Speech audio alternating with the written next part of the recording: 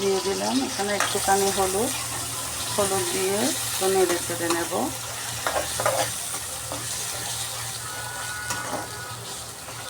আসলে মাছের তেল দিয়ে বেগুন আলু দিয়ে খেতে খুবই ভালো লাগে। আমাদের বাসায় আমরা সবাই পছন্দ করি। আমি দুপুরবেলা একসাথে রান্না করে নিই, একদম রাত্রে সহ চলে যাবে তরকারিটা দিয়ে। তো আমি এখানে এবার দিয়ে দেব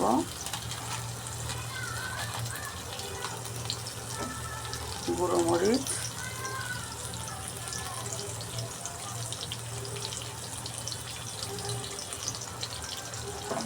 প্রথমে আমি একটুখানি হলুদ দিয়েছি, এখানে আর একটু হলুদ দিয়ে দিচ্ছি। এবার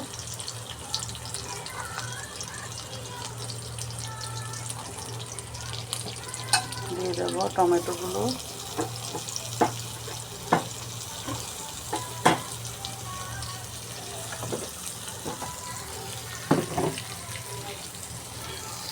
এবার ভালো করে একটু কষিয়ে নেব।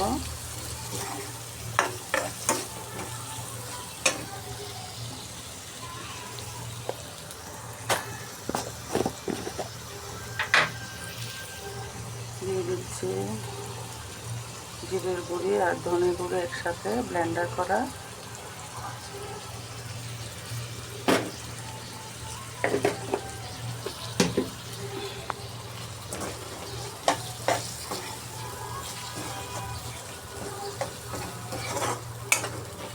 এখানে আমি কোনো প্রকার জল অ্যাড করিনি।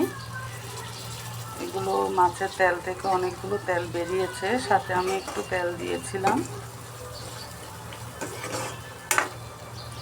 তো কষানো প্রায় শেষ। এবার আমি আলু আর বেগুনগুলো দিয়ে দিচ্ছি।